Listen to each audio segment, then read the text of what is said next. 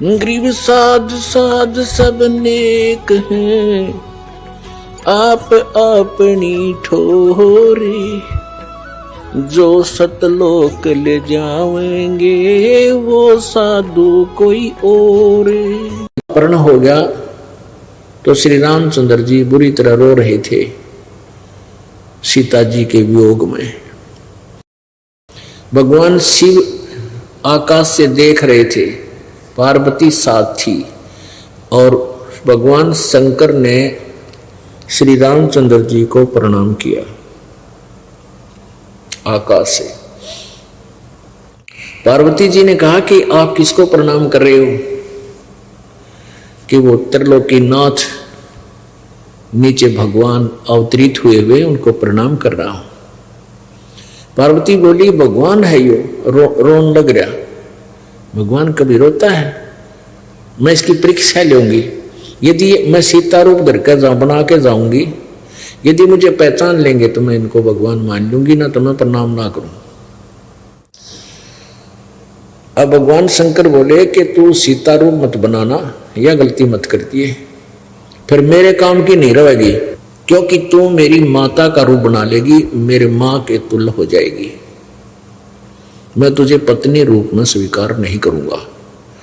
अब मां कैसे? जैसे श्री ब्रह्मा जी तो प्रथम पुत्र काल के, द्वितीय श्री विष्णु जी और तीसरे हैं ये शंकर भगवान। तो बड़े भाई की पत्नी को मां के तुल्य जानते हैं। तो ऐसे कहा कि तुम फिर मेरे काम की नहीं रहेगी अगर तुम ऐसी गलती कर देगी। तो वो कहने लगे कि ठीक है, मैं नहीं लूंगी परीक्षा, नहीं लूंगी। भगवान शंकर चले गए कहीं सैर सपट्टे को, और पीछे से फिर पार्वती ने सीता रूप बनाया, रामचंद्र जी के सामने खड़ी होगी। रामचंद्र जी ने क्या कहा कि कहाँ ए दक्ष पुत्री माया, भगवान शिव को कहाँ छोड़ आई, अकेली कैसे आ गई?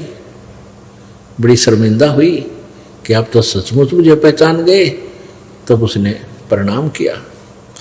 अपने आत्मा देखो काल के खेल किसे गजब के।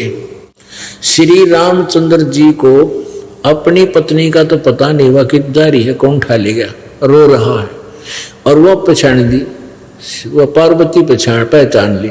अब काल कहता है कि गीता जी अध्याय नंबर 7 के श्लोक नंबर 1 से लेकर 5-6 तक कि इन बुद्धिमानों की बुद्धि और बलवानों का बल मेरे हाथ में है। जब चाहे इनकी बुद्धि को ऑन कर दूं, जब चाहे ऑफ कर दूं, रिमोट उसके हाथ में, जो इसके अंतर्गत है। तो कहते हैं अब काल ने वहां बुद्धि ऑन कर दी, पार्वती पे चुनवा दी, और अपनी पत्नी का पता नहीं उसने कौन उठा ले गया। इसको ध्यान से सुनना पुण्यात्मा, ये तत्व ज्ञान है जो निष्कर्ष निकाल कर दर दे। अब शंकर भगवान, एक काल है, काल ने शंकर भगवान के मन में प्रेरणा कर दी और मन में नहीं आ गया, पक्की है गई होगी। तो उसने पूछा कि परीक्षा ले आई? पार्वती बोली ना, मन परीक्षा कोई नहीं ली है, झूठ बोला, परीक्षा ना ली, झूठ बोला। वह जानगी कहा, ये तो हंसने लगी। वह भगवान शंकर ने उस दिन के बाद उसको त्याग दिया कि मैं तुझे पत्नी रूप में स्वीकार नहीं कर सकता, अर्थात उससे व्यवहार बंद कर दिया। तो उसने सोचा, पार्वती ने सोचा कि ये तो जिद के पक्के हैं। अब तो इसने जो कह दिया सो कह दिया, मानने को नहीं। क्यों ना मैं कुछ दिन अपने घर चली जाऊं, कुछ दिन में ये ठीक हो जाएंगे, फिर मैं आ जाऊंगी या मुझे लेने आ जाएंगे। ऐसा सोचकर पार्वती यानी वो दक्ष की पुत्री पार्वती अपने पिता दक्ष के घर चली गई। और दक्ष ने जब ब्याह करा इसके साथ, शंकर भगवान के साथ, दक्ष नाट्य था कि मैं इस शंकर का तेरी शादी करूं को ना अपनी बेटी की। इसके गल में सांप पड़े, शरड फट हो रहे, सारा राख लपेटे रखे, मैं नहीं इसका ब्याह। पार्वती ने अपनी स्वेच्छा से इनको वरा था, यानी अपनी इच्छा से अपने पिता किसी ऊपर के होकर ब्याह करवाया था, शादी कराई थी। तो राजा अक्षुभ था, किसी भी शादी ब्याह में किसी खुशी के मौके पर इन दोनों को नहीं आमंत्रित करता था। राजा दक्ष ने एक यज्ञ कर रखी थी, उसमें अन्य सभी बेटियां बुला रखी थी, उनके दामाद बुला रखे, अपने दामाद भी बुला रखे थे, उनके पति। लेकिन भगवान शंकर को और इस पार्वती को आमंत्रित नहीं किया।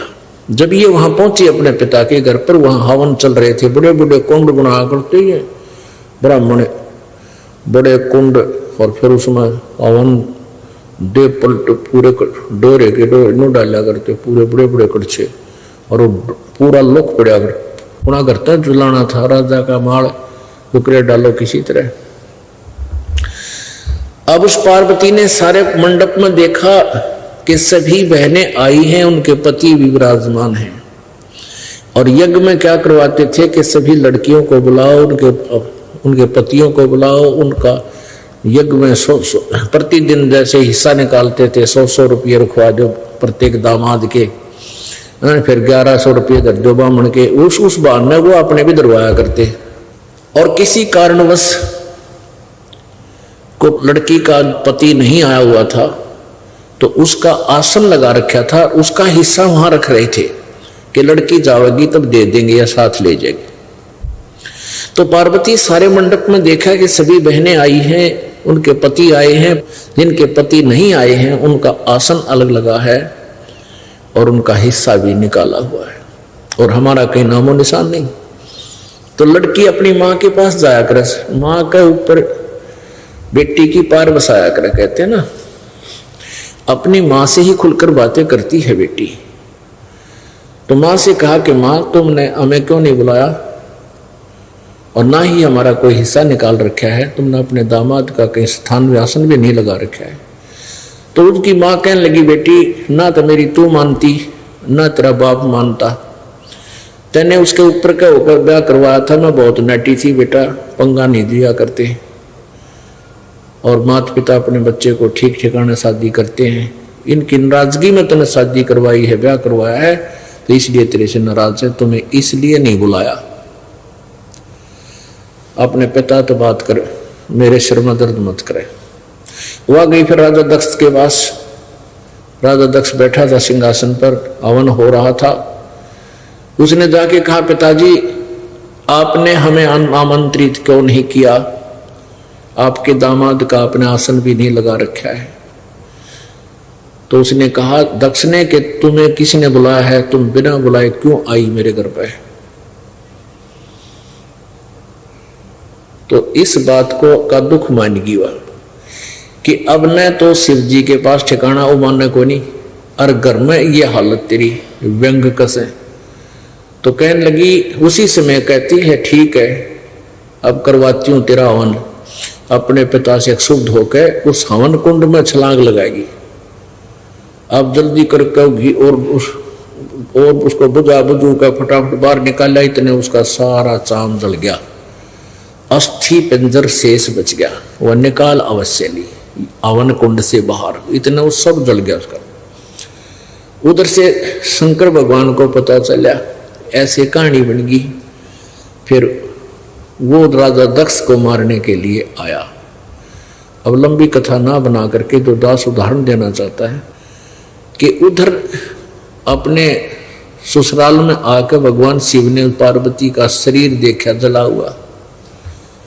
अब इतना मोह उमड़ गया उसके अंदर, कहाँ तो नाराज हो रहा था कि मैं बात भी ना करूं, और वहां जो मरी हुई देखी तो कलजा पाट गया, और वो अस्थि पंजर सीने से लगा लिया, नुडों का नो हार्ड उठा लिए, और कहते हैं 10,000 वर्ष तक उसको छाती का लगाए घूमे गए पार्वती पार्वती पार्वती।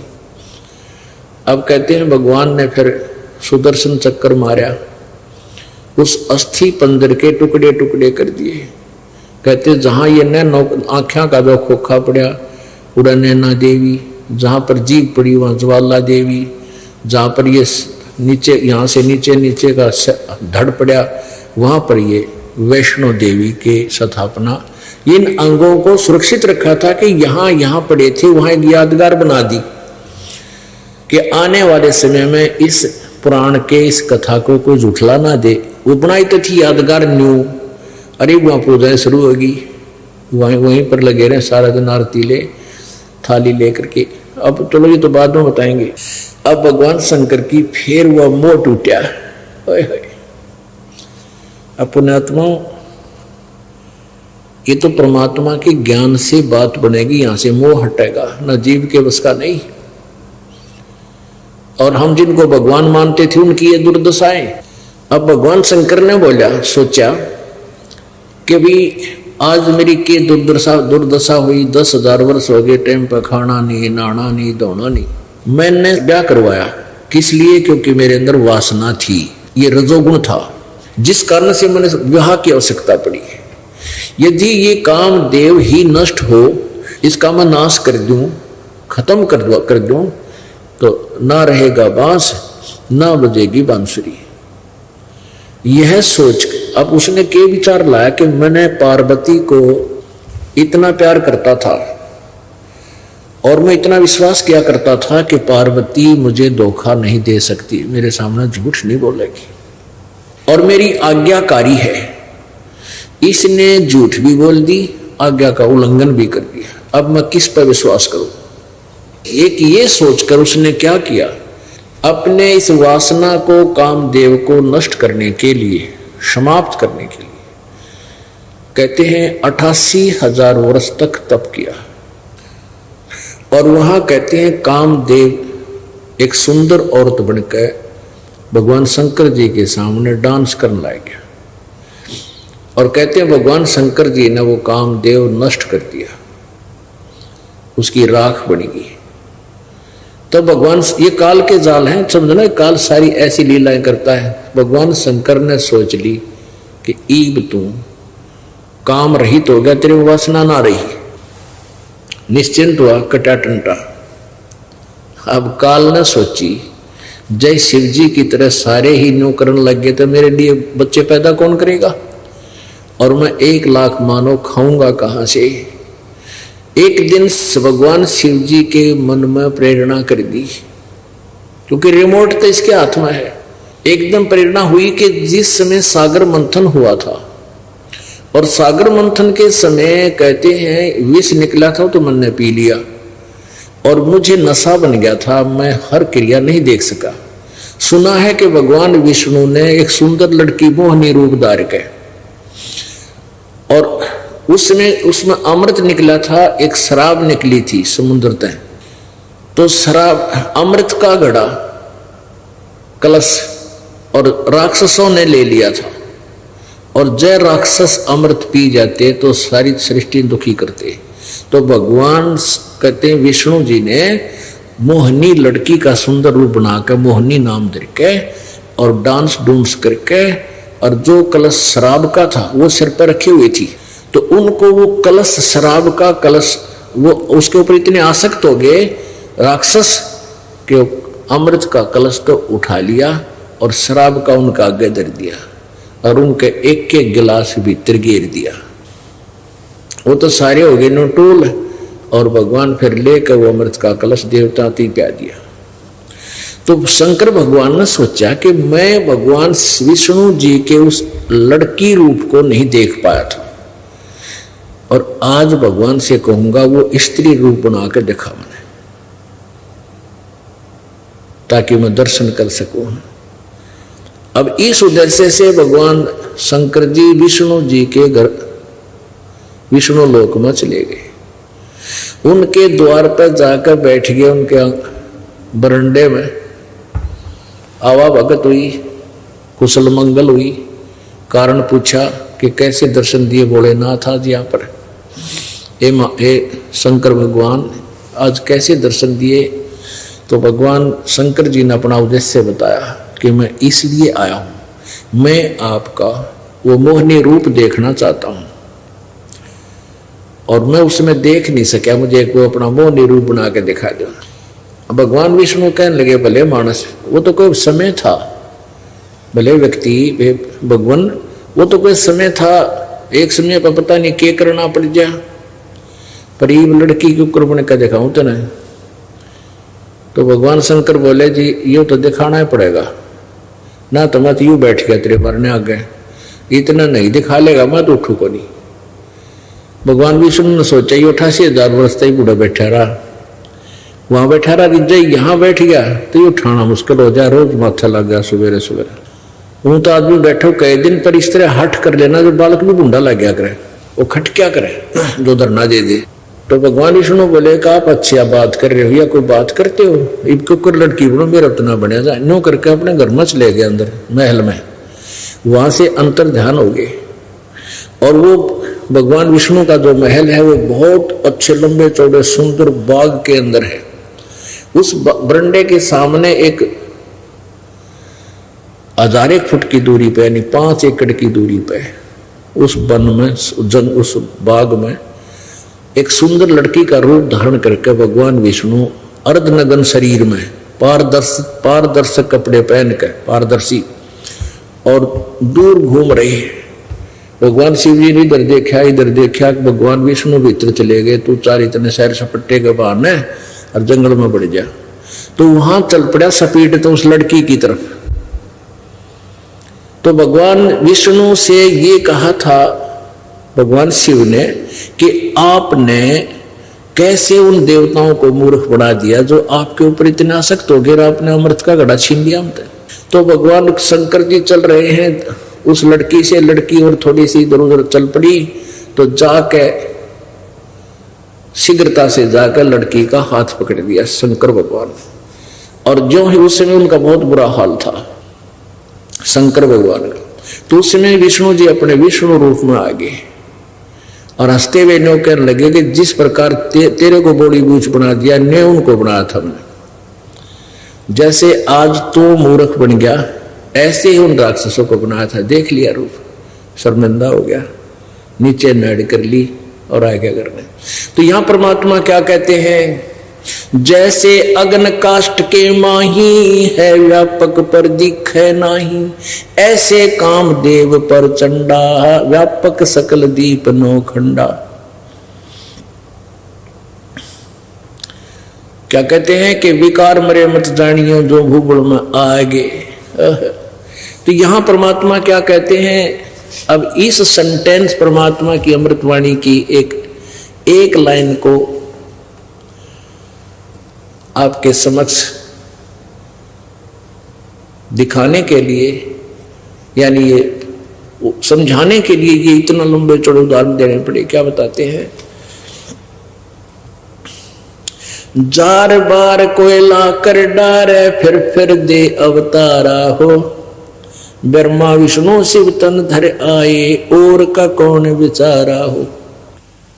अब कहते हैं जैसे भगवान शिव जी ने 88,000 वर्ष तक अपने शरीर को कति यूं सोच लिया जला दिया, जार बार कोयला कर डाले।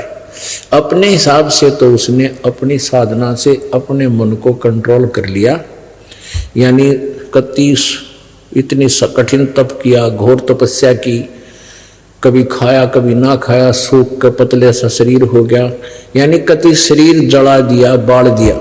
जार बार कोयला कर डारे और फिर दे उतारा हो, यानी फिर उस रंग में रंग दिया। तो इस जीव की न्यो दुर्गति कर रहा है। और ब्रह्मा विष्णु शिव जी भी जन्म मृत्यु में है तो और का कहा विचारा हो। सुर नर मुनि सब छल बल मारे 84 में डार्या हो। ओए होए। अब ये सुर माने देवता, मुनि ऋषि ब्राह्मण कहते इनको छल बल करके इनको सभी को यही फंसाए रखता है और फिर 84 लाख योनियों में ठोक देता है। अपने तो कितनी जटिल समस्या होगी हमारे सामने कि आज हम ये बात सुनते हैं कि ये ऋषि महर्षि ब्राह्मण देवता ये सब भी काल के ही जाल में रह जाते हैं। ये कैसे हो सकता है? ओहो। अब वो कैसे हो जाता है, हो सकता है भाई सतगुरु बिन काहू न पाया ज्ञाना, जो थोथा वो छड़े किसाना। गुरु बिन वेद पढ़े जो प्राणी, समझे न सार रहे अज्ञानी।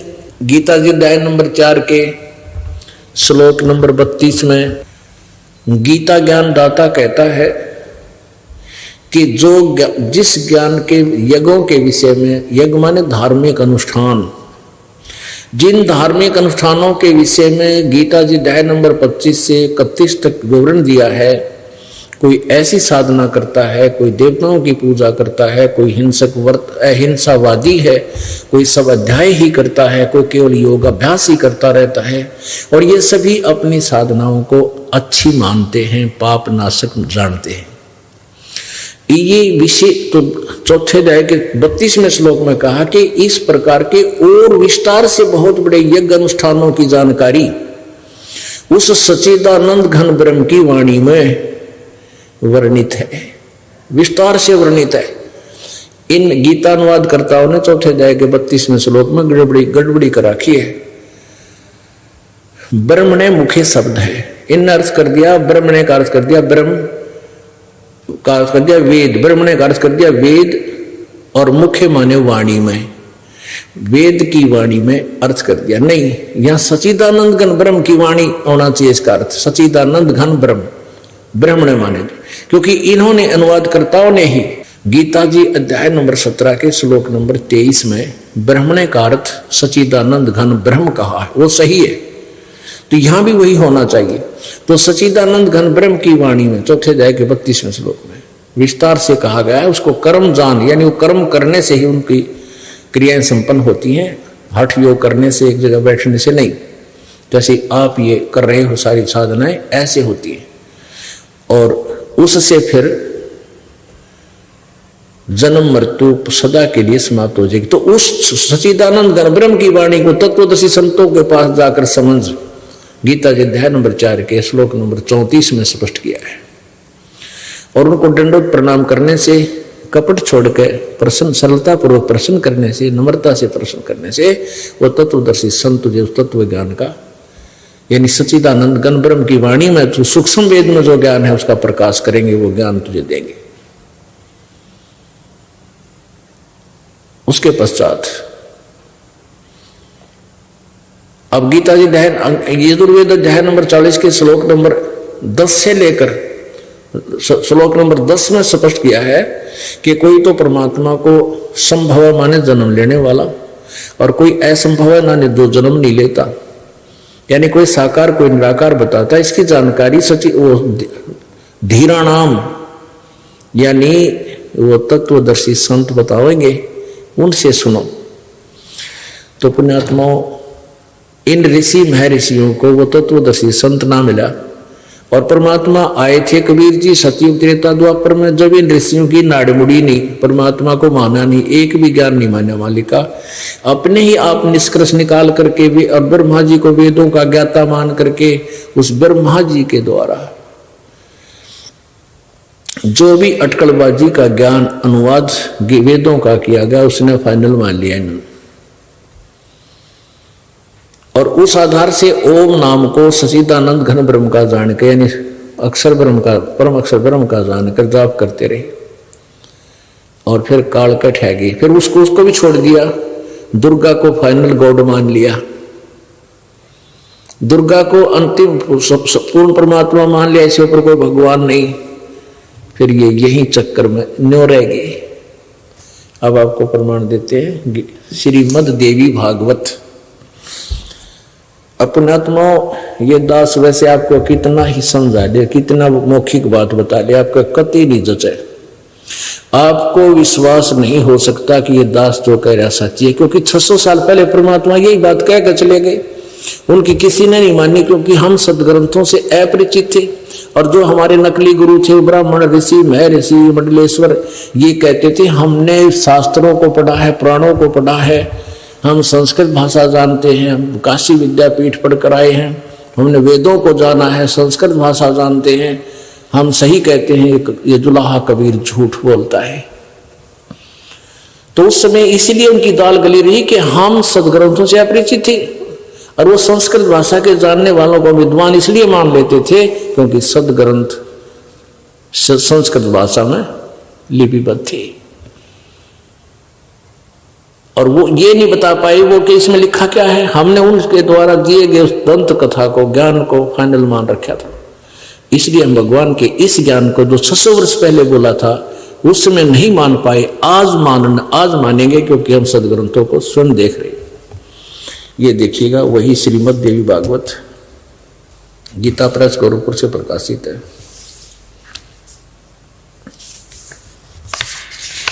इसके संपादक हैं हनुमान प्रसाद पोदार, चिमनलाल गोस्वामी। मुद्रक एवं प्रकाशक एवं मुद्रक हैं गीता प्रेस गोरखपुर, गोविंद भवन कार्यालय कोलकाता का संस्थान। अब इनका सारे का इतिहास सुनाना पड़ेगा एक पुण्यात्माओं, क्योंकि ये एक बिल्कुल फ्रेश सब्जेक्ट लगता हमें, इसलिए इसको रह रहकर सुना। पहला स्कंध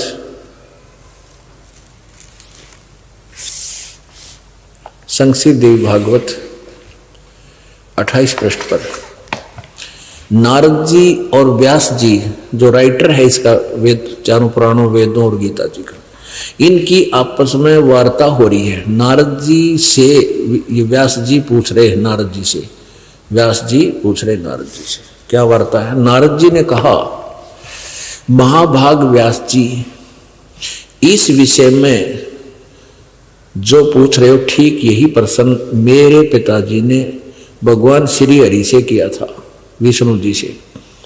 देवादिदेव भगवान जगत के स्वामी हैं। नारद कह रहा है ये सबके स्वामी हैं। लक्ष्मी जी उनकी सेवा में उपस्थित रहती है। दीप कौस्तुमणी उनकी शोभा बढ़ाती है। वे शंख चक्र गदा लिए होते रहते हैं। पीतांबर धारण करते हैं, 4 भुजाएं।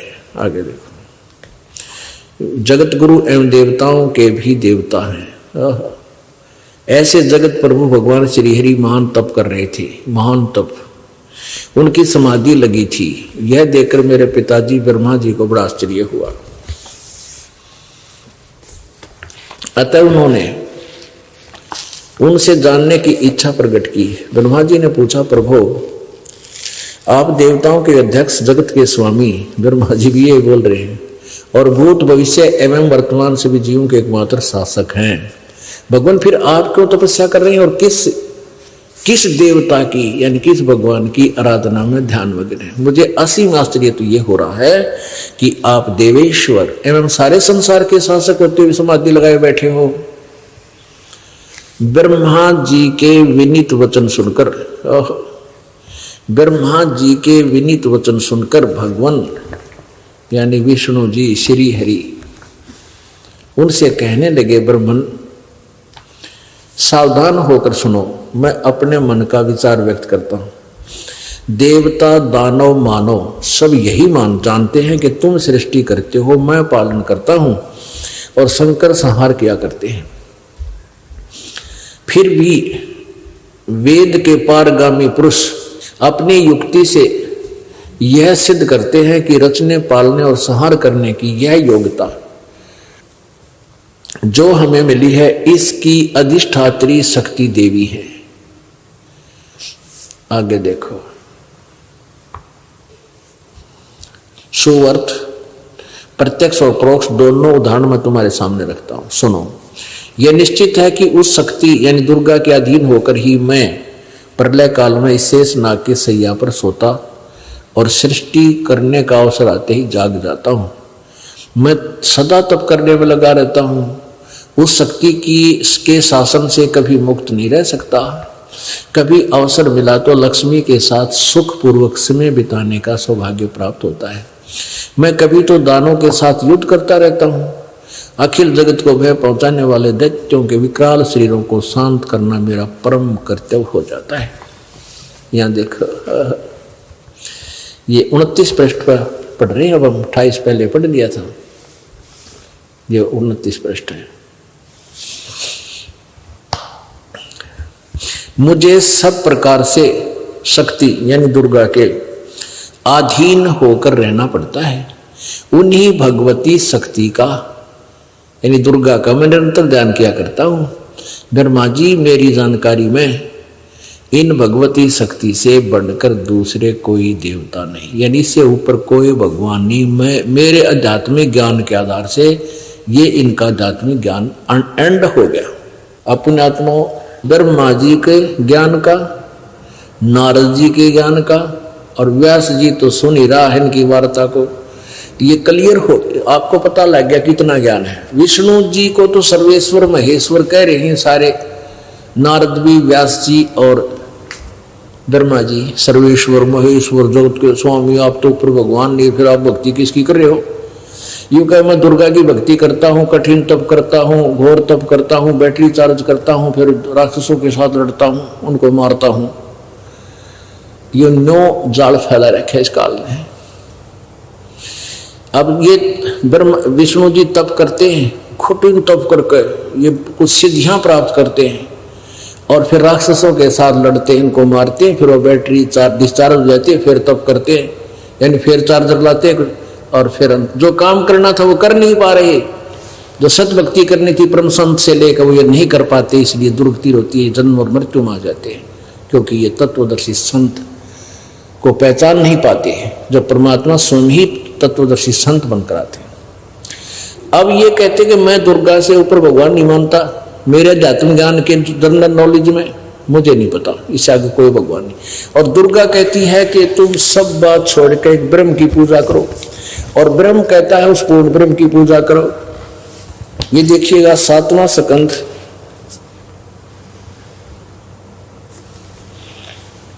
संक्षिप्त देवी भागवत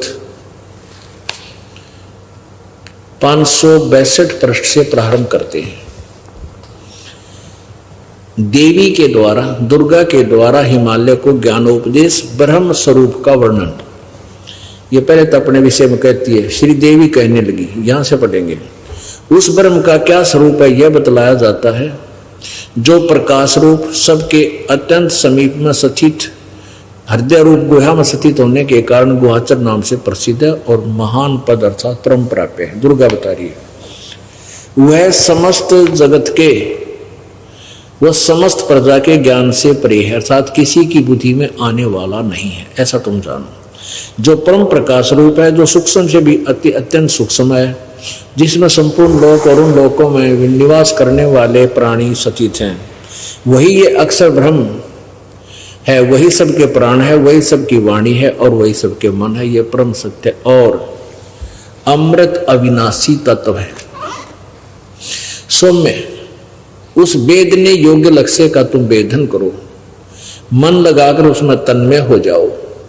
सौम्य उपनिषद में कथित महान अक्षर रूप धनुष को, धनुष लेकर उस पर उपासना द्वारा तीक्ष्ण किया हुआ बाण संधान करो, और फिर भावानुगत चित्त के द्वारा उस बाण को खींचकर उस अक्षर रूप ब्रह्म को ही लक्ष्य बनाकर वेधन करो। ओह, उसका उस परवन माने ओम तो धनुष है, जीव आत्मा बाण है, और ब्रह्म उसका लक्ष्य कहा जाता है। इसका तात्पर्य यह है कि दुर्गा ये कह रही है कि ओम, जीव ने ओम नाम का जाप करना चाहिए, और ब्रह्म को पाने का उद्देश्य होना चाहिए। इसका फाइनल फैसला हो गया। आगे देखो, परवन माने धनु, परवन तो ओम तो धनुष है, जीव आत्मा बाण है। जीव ने ओम का जाप करना चाहिए, और उसका टारगेट ब्रह्म होना चाहिए, ब्रह्म को उसका लक्ष्य कहा जाता है। आगे देखो, एकमात्र परमात्मा को ही जाने, दूसरी सब बातों को छोड़ दे, यानी मेरी पूजा भी छोड़ दो। यही अमृत रूप परमात्मा के पास पहुंचाने वाला पुल है। संसार समुद्र से पार होकर अमृत स्वरूप परमात्मा को प्राप्त कराने की यही सुलभ साधना है, यही सुलभ साधन है। इस परमात्मा का, इस आत्मा का लिखा ना, इस परमात्मा का ओम के जप के साथ ध्यान करो। ओम का जाप करें, और इससे अज्ञान में अंधकार से परे, सर्वथा परे, और संसार समुद्र से पार जो ब्रह्म है उसको पा जाओगे, तुम्हारा कल्याण हो। और वो कहाँ रहता है? वह सबका आत्मा, यानी आत्मा माने जो प्यारा तो मेरी जान तो प्यारा है, वो सबका प्रिय भगवान ब्रह्म, ब्रह्म को कह रही है, या सबका आत्मा ब्रह्म, ब्रह्म लोक रूप दिव्य आकाश में स्थित है, वहां रहता है, ब्रह्म लोक में रहता है वो ब्रह्म। ओम नाम से इस ब्रह्म को प्राप्ति कर लोगे, ये तो दुर्गा कह रही है। अब आपने गीता जी अध्याय नंबर 8 के श्लोक नंबर 13 में यो गीता ज्ञानदाता ब्रह्म कहता है, ओम इति एकाक्षरम ब्रह्म व्यवहारं माम अनुस्मरण ये प्रियाति तजंदेहम सयाति परमाम गति।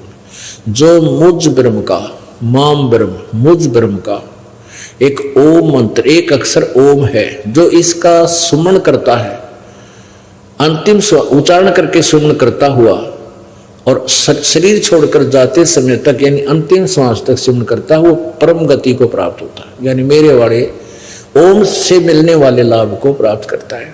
फिर गीता जी अध्याय नंबर 4 के श्लोक नंबर 5 और 9 में, अध्याय नंबर 2 के श्लोक नंबर 12 में गीता ज्ञानदाता कहता है, ये ब्रह्म कि अर्जुन तेरे और मेरे बहुत जन्म हो चुके, तू नहीं जानता मैं जानता हूं।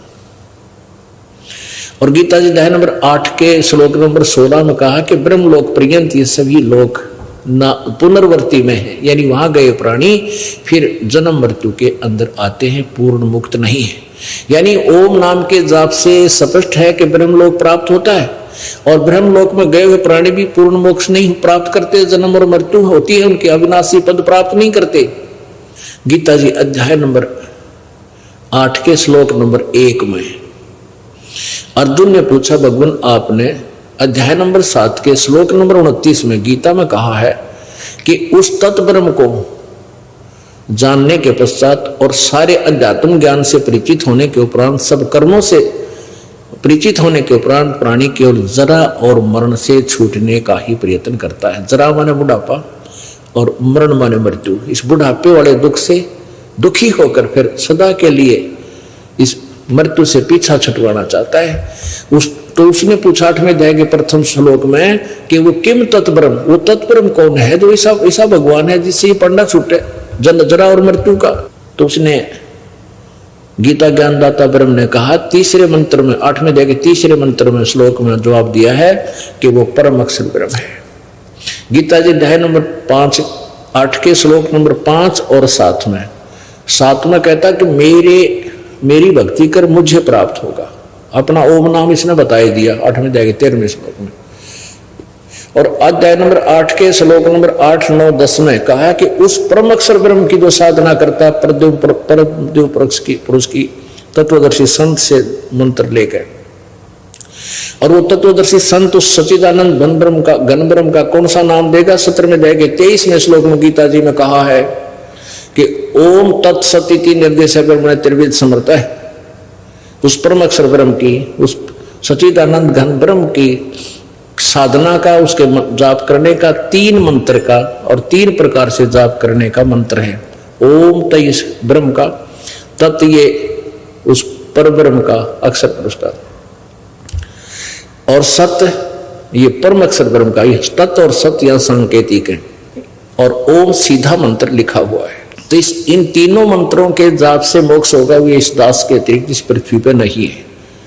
अगर किसी ने दास से लेकर के बकवाद कोई कर रहा है, नाम आगे देने लग गया, वो महा धोखेबाज और दुष्ट आत्मा है, वो आपका शत्रु है, उससे बच के रहना है। तो गीता ज्ञानदाता ब्रह्म कहता है कि मेरा ओम नाम है, और मेरे ओम नाम से ब्रह्म प्राप्त लोक प्राप्ति होती है, वहां गए भी वापस आते हैं, और तेरे और मेरे बहुत जन्म हो चुके हैं, यानी तू भी अभी नासवान, मैं भी नासवान हूं। गीता ज्ञानदाता ब्रह्म कहता है। इसलिए गीता अध्याय नंबर 15 के श्लोक नंबर 1 से 4 में बताया कि जब तत्वदर्शी संत मिल जाए और वो बताएगा उल्टे लटके संसार रूपी वृक्ष के पूरी विवरण देगा, तना कौन भगवान है, जड़ कौन परमात्मा है, शाखा कौन है और पत्ते कौन है, तो वो तत्वदर्शी संत होगा, या तो पहचान है उसकी। और उसके पश्चात जब तत्वदर्शी संत मिल जाए तो उस परम पद उस परमेश्वर की, यानी तत्व ब्रह्म की, कि उस परम पद की खोज करनी चाहिए। जहां जाने के बाद ये साधक फिर लौट कर संसार में नहीं आते।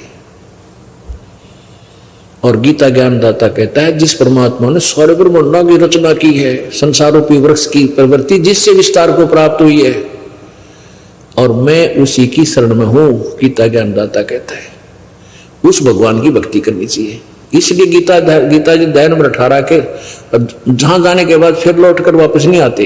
गीता जी अध्याय नंबर 18 के श्लोक नंबर 62 में कहा कि तू सर्वभाव से उस परमेश्वर की शरण में जा, उसकी कृपा से तू परम शांति और सनातन परम धाम शाश्वतम स्थानम यानी उस अमर लोक को प्राप्त होगा, जहां जाने के बाद फिर जन्म मृत्यु नहीं होगी। अब पुण्यात्मा, यहां परमात्मा ने कहा है कि सुरनर मुनिजन 33 करोड़ी बंदे सभी निरंजन डोरी।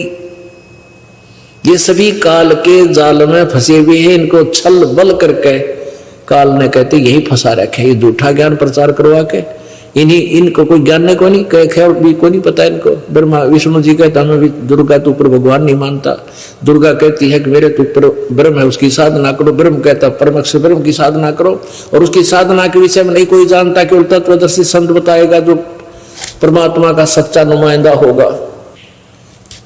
अब यहां देखो 414 पृष्ठ पे अब परमात्मा की इस वाणी में क्या कहा है।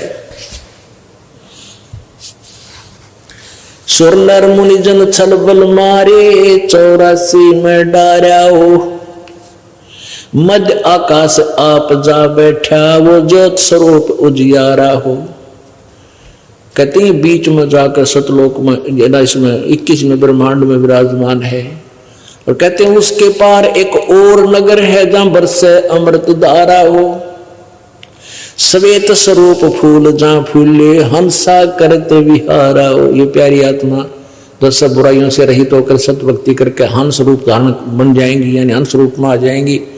रूप नहीं बुगले के ऐसा रूप नहीं बनेगा, यानी उस जैसा आपका स्वभाव बन जाएगा।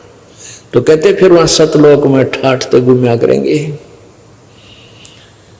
और कोट चंद्र सूर्य छप जा उस पूर्ण परमात्मा का एक रोम चमकारा हो। एक रोम की शोभा करोड़ सूर्य करोड़ चंद्रमा मिला दे, इससे भी ज्यादा अधिक शोभा है। कहे कबीर सुनो धर्मदासा तुम लखो पुरुष दरबारा हो।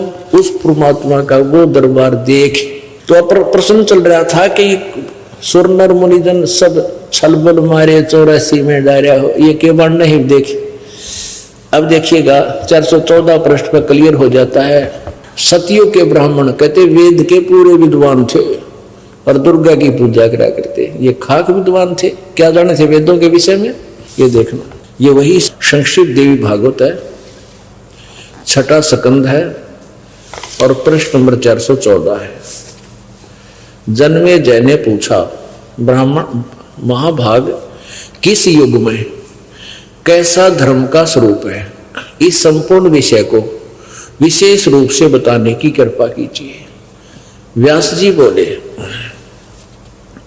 राजन यह निश्चय है कि सतयुग में ब्राह्मण वेद के पूर्ण विद्वान थे। उनके द्वारा निरंतर भगवती जगदम्बा की आराधना होती थी, और भगवती का दर्शन करने के लिए उनका मन सदा ललायित रहता था। अब देखो प्रत्येक गांव में शक्ति मंदिर का उद्घाटन हो, प्रत्येक गांव में दुर्गा का मंदिर हो, इस विषय की उनके मन में बड़ी उत्सुकता थी। ये देखिए फिर पढ़ोगे। अरे राजन यह निश्चय है, व्यास जी कह रहे हैं writer of the Veda Gita and Purana, ये लेखक है इनका। सतयुग में ब्राह्मण वेद के पूर्ण विद्वान थे और उनके द्वारा निरंतर दुर्गा की पूजा होती थी, भगवती की आराधना होती थी।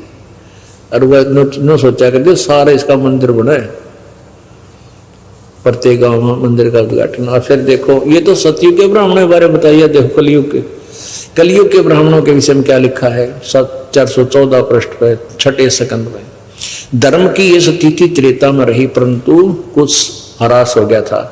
सतयुग की जो स्थिति थी वह द्वापर में विशेष रूप से कम होगी। राजन उन प्राचीन युगों में यानी द्वापर त्रेता और सतयुग में जो राक्षस समझे जाते थे वे कलयुग में ब्राह्मण माने जाते हैं। ये महर्षि दानव ये ब्राह्मण था, ऋषि महर्षि को थे ब्राह्मण को, वे कलयुग में ब्राह्मण माने जाते हैं। जो पहले राक्षस थे उनके से स्वभाव के थे ईब के ये ब्राह्मण है, क्योंकि अब के ब्राह्मण प्राय पाखंड करने में तत्पर रहते हैं, दूसरों को ठगना, झूठ बोलना और वैदिक धर्म से कर्म धर्म से अलग रहना कलयुगी ब्राह्मणों का स्वाभाविक गुण बन गया। अपने आत्माओं परमात्मा कहा करते थे निरंजन धन तेरा दरबार, निरंजन धन तेरा दरबार, जहां पर तनिक ना न्याय विचार। भाई वैसा ओढ़े मुल मुल खासा, गल मोतियों के आर, वैसा ओढ़े मुल मुल खासा, गल मोतियों के आर। पतिभर्ता को मिले न खाद्य सूखा नरस आहार, निरंजन धन तेरा दरबार, निरंजन धन तेरा दरबार, जहां पर तनिक न न्याय विचार। भाई पाखंडी की पूजा जग में, संत को कहे लवाड़े। परमात्मा कहे मन्नत ये नहीं कहे मुंह फटा है ब्रानी के बंड है ब्रह्मा विष्णु महेश, तभी ऊपर भगवान बतावे। इन पाखंडी झूठों को, ब्राह्मणों का, ऋषियों का जो झूठ बोले वेद और गीता के विरुद्ध ज्ञान दे रहे हैं, इनको तुम सच्चे मान रहे हो, विद्वान मानते हो। भाई पाखंडी की पूजा जग में, संत को कहे लबाड़े।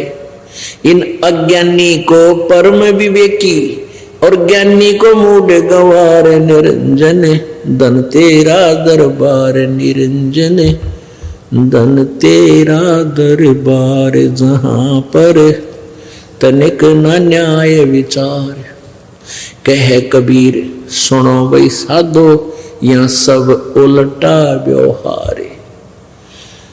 कहे कबीर सुनो भाई साधो, यह सब उल्टा व्यवहार। इन सच्चों को तो झूठा बतावे, इन झूठों का एतबार, निरंजन धन तेरा दरबार, निरंजन धन तेरा दरबार, जहां पर तनिक न न्याय विचार। कहे कबीर सुनो भाई साधो, यह सब उल्टा व्यवहार। कहे कबीर सुनो भाई साधो, यह सब उल्टा व्यवहार। सच्चे को तो ये झूठा बतावे, इन झूठों का एतबार, निरंजन धन तेरा दरबार, निरंजन धन तेरा दरबार, जहां पर तनिक न न्याय विचार। सत्साही परमात्मा ने बताया है कि इन झूठा ने तो तुम सच्चे मान रहे। जब 600 साल पहले भगवान आए थे, कहते हैं सटदल उवा बाई बकदा। इन सटदलियों ने, सटदल माने ये जैसे ब्रह्मा विष्णु महेश के उपासक वैष्णु और ये नागे गिरी पुरी सन्यासी, इन ये छह प्रकार की वैरायटी है इनकी। कहते हैं ये सब उवा बाई बकते हैं, इनको कोई तत्व ज्ञान नहीं है और सारा संसार इनके द्वारा भ्रमित है, ये काल के द्वारा भ्रमित है। तो पुण्यात्माओं परमात्मा जब यहाँ आए हैं, जब हम उनको पहचान नहीं सके, क्योंकि हमने इन अज्ञानियों को परम विवेकी मान रखा था, विद्वान मान रखा था, क्योंकि हम हमारे पूर्वज शिक्षित थे। अब हम शिक्षित हैं, आप शिक्षित हैं, वेद इनके द्वारा अनुवादित हैं। वेद और गीता और ये पुराण जो संस्कृत में थी, हमने कुछ भी ना करना, पढ़ना है। और परमात्मा की 600 वर्ष पहले बोली वाणी से तुलना करना है, भगवान पहचान लेंगे और मोक्ष कराएंगे। बोलो सतगुरुदेव।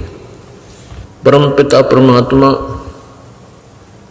पूर्ण ब्रह्म सर्व सृष्टि रचनहार कुल मालिक परम अक्षर ब्रह्म कबीर देव जी की असीम कृपा से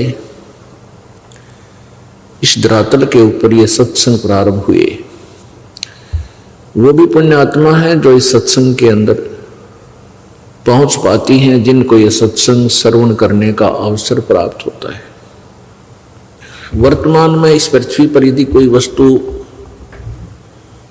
असंभव है तो सत्संग है।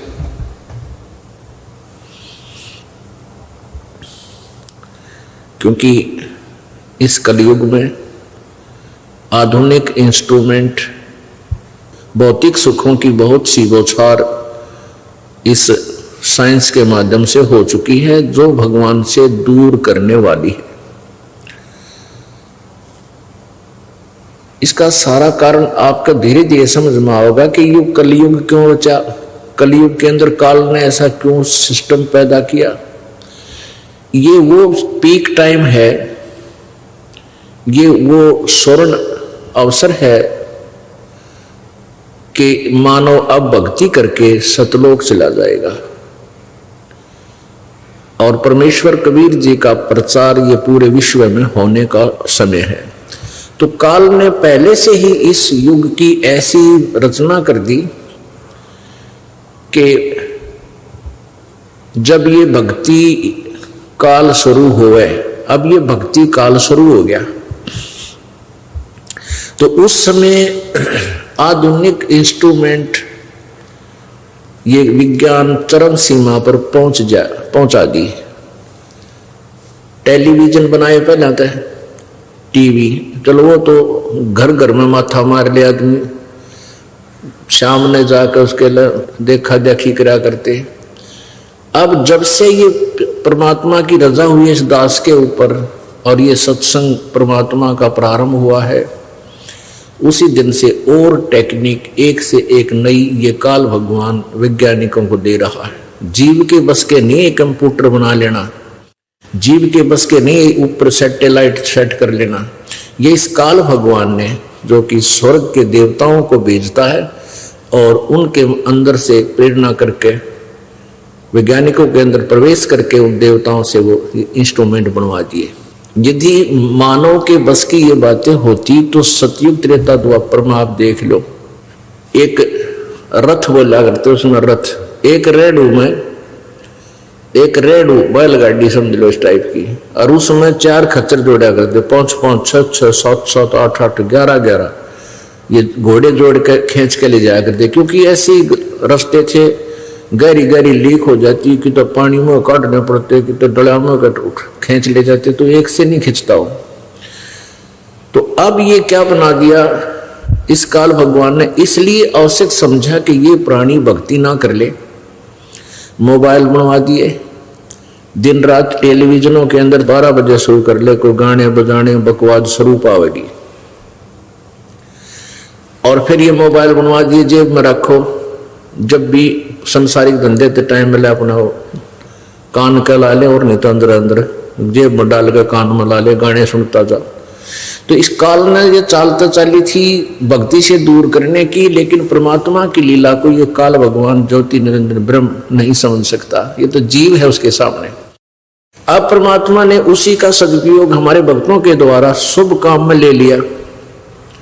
हमारे बच्चे इसमें अपने परमात्मा के सत्संग रखते हैं, सीडी की सीडी, इसके अंदर डीवीडी की डीवीडी, तो 20-20 30-30 घंटे की फीड कर लेते हैं, और वही कान में लगा कर बैठ कर बस में कोई तो मंत्र सो कर रहा अंदर अंदर, कोई भगवान का सत्संग सुन रहा है। तो उसका सदुपयोग परमात्मा के बच्चों ने इस प्रकार कर दिया। और जो भक्ति से दूर है वो सारा दिन या तो बकवाद गढ़ेंगे, समय मिल गया था अपना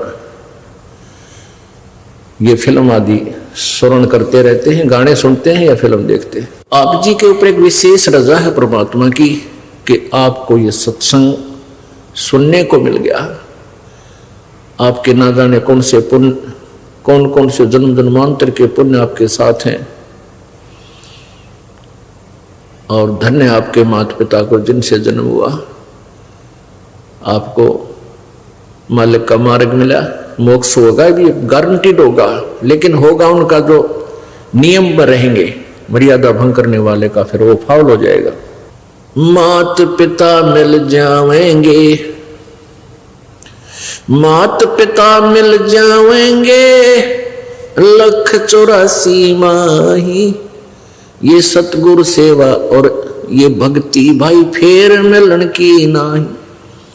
इससे पहले नहीं थी यह भक्ति, और इस दास के बाद यह भक्ति समाप्त हो जाएगी। अब तो चलेगी कुछ वर्षों तक, फिर कलयुग तो बहुत लंबा चौड़ा विशेष है, उसमें यह नहीं रहेगी लास्ट में।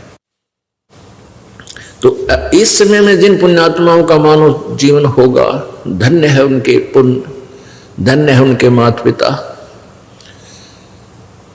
जो ऐसे समय में उनको जन्म दिया।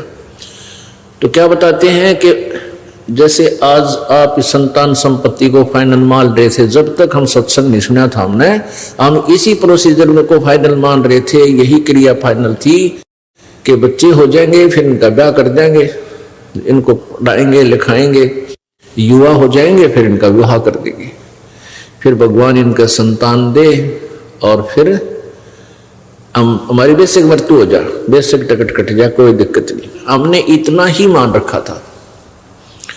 अब इस परमात्मा के तत्व ज्ञान की रोशनी में हमें बहुत दूर तक दिखाई देने लगा। क्या बताते हैं कि जो संतान संपत्ति या माता पिता को आप अपना मान रहे हो, ये संतान तो आपको अन्य प्राणियों के शरीरों में भी प्राप्त हो जाएंगे। कुत्ते की योनि में जाओगे, वहां भी माता पिता, पशु पक्षियों की किसी भी योनि में जाएंगे तो वहां भी माता पिता मिल जाएंगे, लेकिन ये भक्ति नहीं मिलेगी। ऐसे परम संत नहीं मिलेंगे जो आज आपके ऊपर कृपा की। ये दास अभिमान नहीं करता। परम का अर्थ होता है, कोई अभिमान शब्द नहीं है परम। परम का अर्थ होता है श्रेष्ठ। श्रेष्ठ संत वही होता है जो सत्य ज्ञान दे, सत्य मंत्र साधना का बतावे, उसको परम संत कहते हैं। तो परमेश्वर कबीर जी ने हमें बताया है कि मानो जीवन दुर्लभ है, मिले न बारंबार, जैसे तरवर से पत्ता टूट जाए वो फेर नहीं लगता डार।